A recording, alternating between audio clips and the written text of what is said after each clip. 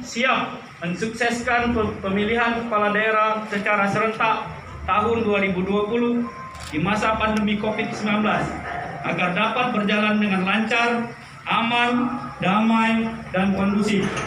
Pilkada Oku sukses! Pilkada Oku sukses! Pilkada Oku sukses! Assalamualaikum warahmatullahi wabarakatuh.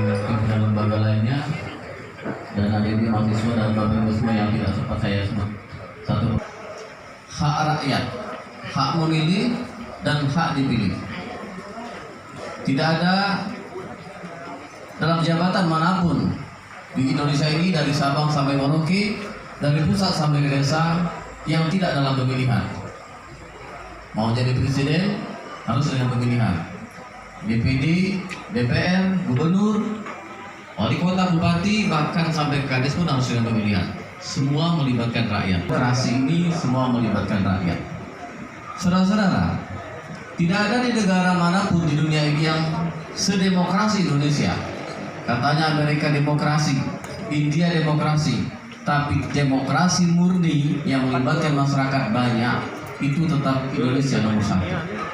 Amerika masih tidak demokrasi secara langsung, tetapi masih sistem perwakilan.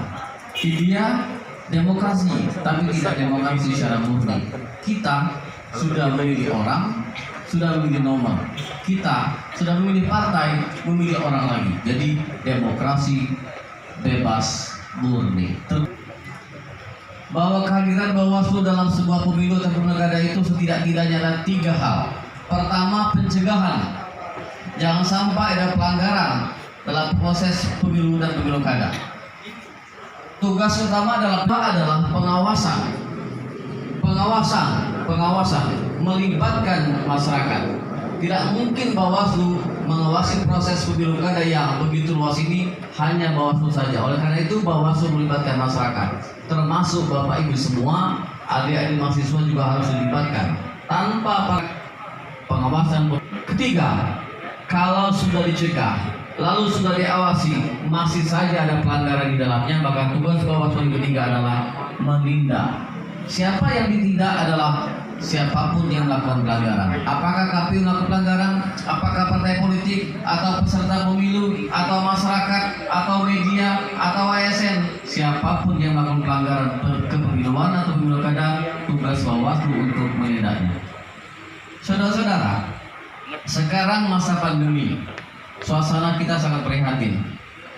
Dari pemilu tahun 95 sampai dari pemilu tahun 55 sampai dengan sekarang itu pemilu yang ke-12. Tetapi untuk pilkada ini adalah rentetan pilkada yang kelima serentak. Baru kali inilah ada masa pandemi. Karena masa pandemi maka semua dibatasi. Coba kita lihat, kemungkinan pendapatan negara kita berkurang. Coba anggaran Bawaslu ditarik, anggaran kepolisian ditarik, anggaran KPU juga ditarik. Jadi suasana pendanaan pemilu kada itu semakin Ini 4 kali pilkada di Jawa Pemilu ini tidak ada satupun pilkada pemilu di Jawa Pemilu yang diberhentikan karena persoalan etik atau menjadi terperiksa dalam etik di tingkat DPD maupun di DPD. Ini semangat kami dari pemilu. Untuk saya saja itu karyawan dari keluarga kami itu belum. Alhamdulillah penyelenggaraan pemilu di OPU tidak ada persoalan. Tinggal mengajak masyarakat semuanya untuk sama-sama meyakini bahwa pilkada 2020 ini dengan mengambil keluarga kopi, dan kami yakinkan bahwa di TPS nanti kami siapkan kelompok kopi yang membuat masyarakat bisa bergembira, bisa hadir ke TPS tanpa takut tertular offline, hand sanitizer, sabun, cuci tangan dan terbuka. Waktu pelaksanaan bukan hari saja, misalnya dari orang melatih dari jam 7 sampai dengan jam 8, nanti jam 9. Demokratisasi itu sendiri bisa di Kabupaten Komering. Selanjutnya hadirin Bapak Ibu sekalian, mohon izin sengaja malam ini Bawaslu Kabupaten Komering dulu kita coba kemas dalam sebuah konsep talk show yang bersifat santai kan, tapi tetap fokus pada materi utama atau urgensi dari materi kita malam ini. Ini termasuk juga dalam rangkaian giat sosialisasi Bawaslu Kabupaten Oku dalam rangka pelaksanaan pilkada. Hal yang sama mungkin rekan media khususnya juga ditampilkan video. Maaf Pak Kota KPI kalau saya salah nanti tolong diluruskan. Supaya kita satu persepsi, supaya kita semua di sini tahu bahwa situ menegakkan nanti tidak pidana karena tidak pidana pemilu di Bawaslu, proses Bawaslu. Nanti di bagian kami, bagian sidik setelah 7 hari tadi disampaikan di sidik, ini ada kelemahan di kami tidak ada upaya paksa kepolisian. Dalam artian upaya kepolisian itu kami hanya memiliki satu, yaitu adalah pemanggilan. Di dalam undang-undang itu kami tidak ada kewenangan untuk membawa ataupun menangkap. Ini harus kita satu persepsi dulu. Jangan nanti pas pelaksanaannya, Kak Kundu nggak nangkap. Ya Pak Ketua ya, nanti tolong kalau ada salah tolong luruskan. Karena ini hasil kami kemarin di Palembang juga, hasil ikon juga kemarin, di situ kami tidak ada upaya hukum, upaya kepolisian dalam hal penangkapan. Yang pertama. Yang kedua, ada beberapa hal yang saya catat dari pimpinan Bawaslu Provinsi. Yang pertama, ketika ada permasalahan di pilkada, itu muaranya harus pelaporan ke Panwaslu, baik itu kecamatan maupun itu kabupaten. Jadi nanti kalau ada masyarakat ingin melapor langsung ke Polres, jangan tersinggung dan jangan mengatakan kami itu menolak laporan masyarakat. Itu ranahnya di Panwaslu dulu. Nah, nanti kadang ada mengatakan bahwa kok polisi sekarang tidak mau terima laporan. Konteksnya kalau itu konteks pilkada, mohon maaf nanti kami akan arahkan ke Panwaslu. Itu yang kedua.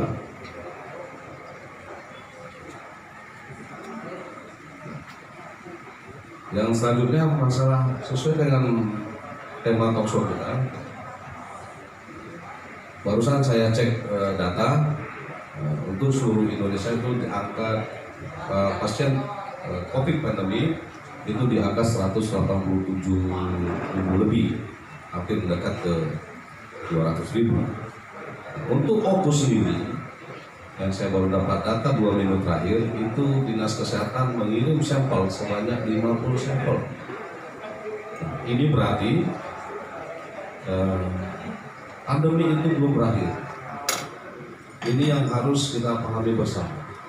Pandemi COVID itu belum berakhir, malah mohon maaf, berdasarkan data ini malah meningkat. Indonesia. Dan kalau salah saya baca tadi data terakhir juga warga kita yang meninggal itu ada 7 orang. Nah, ini tolong. Ini kita sadari sini. Dan membawa Kabupaten Ogan Komering Ulu menjadi lebih sejahtera, banyak pembangunan dan sesuai dengan yang diinginkan oleh masyarakat. Kesimpulannya, menurut saya bahwa untuk menciptakan itu dalam rangka pandemi COVID ini, kita perlu disiplin dalam menegakkan protokoler kesehatan. Kemudian kita harus bersama-sama berkolaborasi, ya, baik dari Bawaslu, KPU, unsur keamanan, TNI Polri, termasuk juga para wartawan dan tokoh-tokoh masyarakat, kan, bahwa kita menuju Pilkada Kabupaten Ogan Komering Ulu damai.